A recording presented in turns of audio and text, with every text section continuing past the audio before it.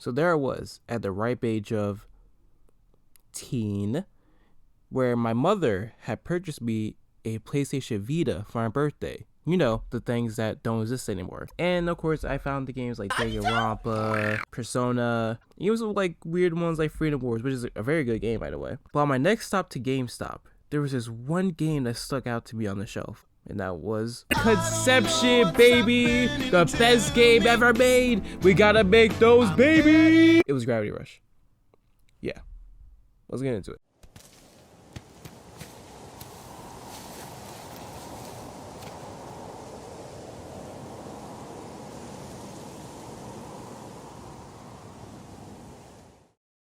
It's a mambi, chulero do it's rajato. Do si, on sui hecho.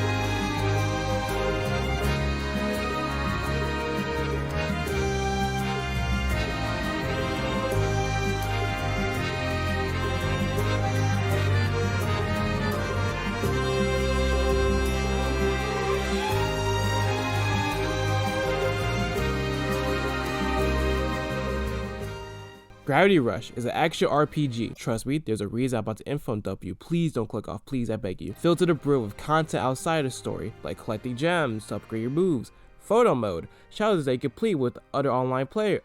Oh, right. Sony stopped the online service. Hey, you also civilians into the void.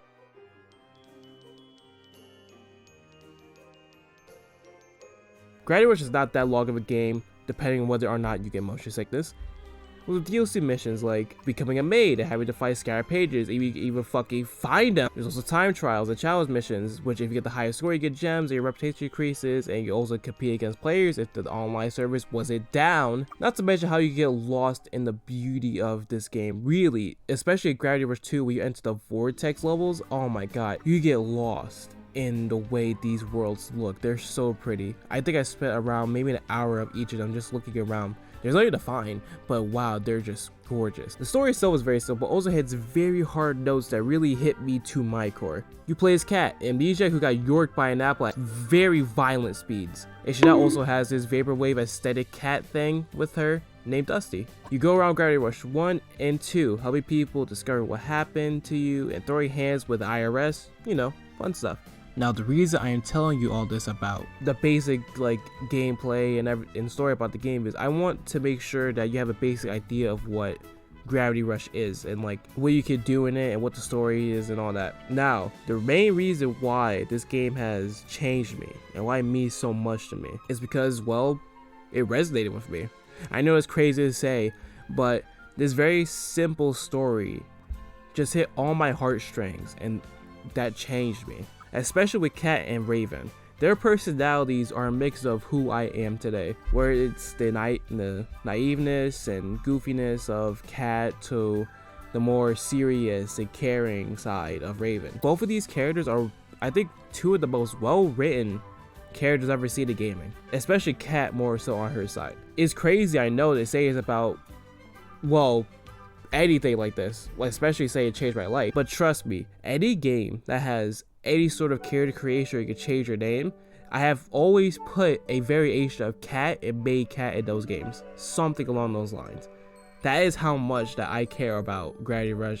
Even the channel you're watching right now, WeeBeCat, and my Twitter, WeeBeCat, everything has a variation of Kat, cause that's just how much I care. To give you a brief breakdown of who Kat is and why I want to be her, Kat herself is very sweet, kind, cheerful, hardworking, all around just want to help people. No matter the danger she's in, no matter how difficult it is, she will go out of her way to save its strangers and her friends. But it doesn't mean it doesn't come with her quirks and flaws. She's too naive sometimes, as well as a really bad romantic where there's this one part of Gravity Rush where she thinks his boy is crushing on her when all he really wanted from her was just advice to help this girl he is currently crushing on, and she kind of got deflated after that. It's very charming, but it does play into how her mind kind of works. She's also a bit clumsy and a bit of a hothead, and get kind of snappy with people who rightfully deserve it, but at the same time, she is kind of hot-blooded. And all this adds up to her being more than just a cookie-cut character.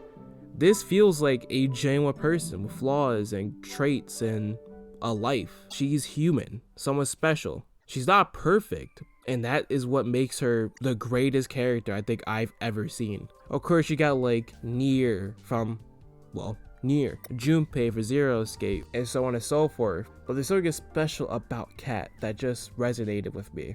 And no matter how many times she fails, she always finds a way to get back up and fight for her friends and her home and her family that she's now grown to love. As for Raven, honestly, she's just a bad bitch. I just want to be. That's really it. It's not even just Raven though.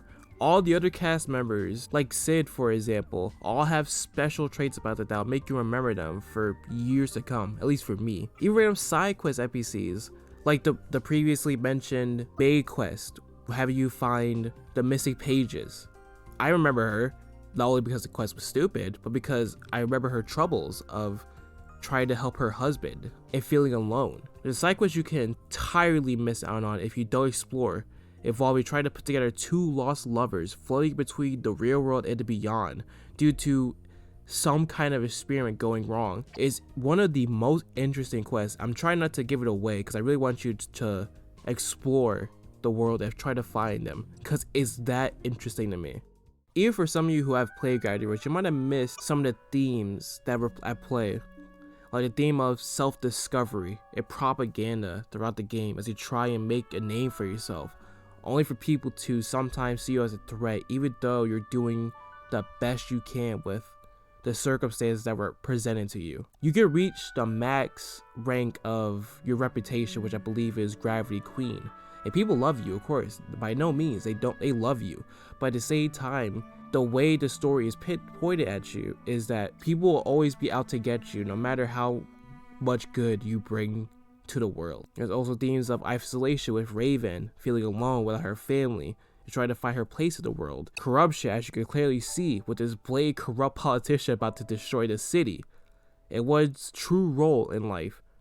Not the one they were assigned to, but the ones that is true to who they are. These are all spread out, and it hit so close home to me that I don't think I'll ever forget this game. And I'll try to spread its influence as best I can in the little bubble that I have on the internet, because I want more people to experience this life-changing game.